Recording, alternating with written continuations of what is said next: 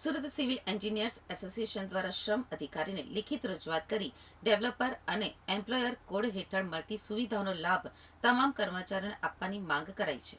Surat civil engineers association દ્વારા કરવામાં આવેલી રજૂઆતમાં જણાવાયું છે કે સરકાર દ્વારા ડેવલપર અને એમ્પ્લોયર કોડ હેઠળ કર્મચારીઓ માટે અનેક કલ્યાણકારી યોજનાઓ અમલમાં છે, જેમાં આરોગ્ય સહાય, અકસ્માત સહાય, પ્રોવિડન્ટ ફંડ, ગ્રેચ્યુઇટી તેમજ પરિવાર સુરક્ષા જેવી સુવિધાનો સમાવેશ થાય છે.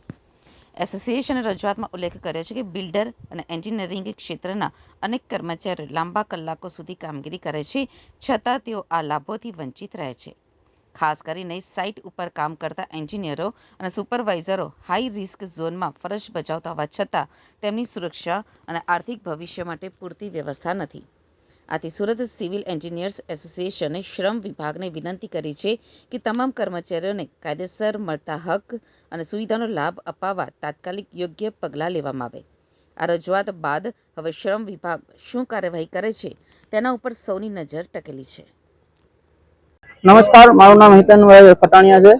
અમે સુરત સિવિલ એન્જિનિયર્સના બધા મિત્રો અત્યારે લેબર કમિશનર શ્રીને આવેદનપત્ર સોંપેલું છે કે સુરતની અંદર જે સિવિલ એન્જિનિયરો વર્કિંગમાં છે એમનું શારીરિક અને માનસિક શોષણ થાય છે, તો એ અટકાવવામાં આવે.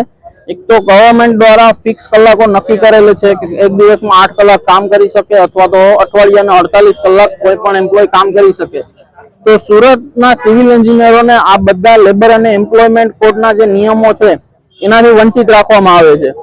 એમને નથી કોઈ જાતની સોશિયલ સિક્યુરિટી મળતી, નથી ઇન્સ્યોરન્સ મળતી, નથી પીએફ મળતું, નથી ગ્રેચ્યુઇટી મળતી.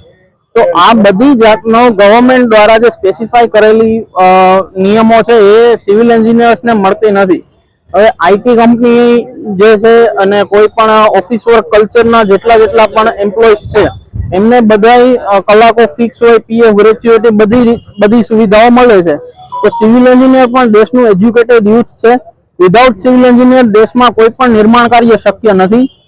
તો અમારે ગવર્મેન્ટ શ્રીને અને લેબર કમિશનર શ્રીને આટલું જ નિવેદન છે કે આ સિવિલ એન્જિનિયર્સનું જે શારીરિક અને માનસિક શોષણ જે થાય છે એમને અટકાવવામાં આવે અને આ બાજુ ધ્યાન દોરે.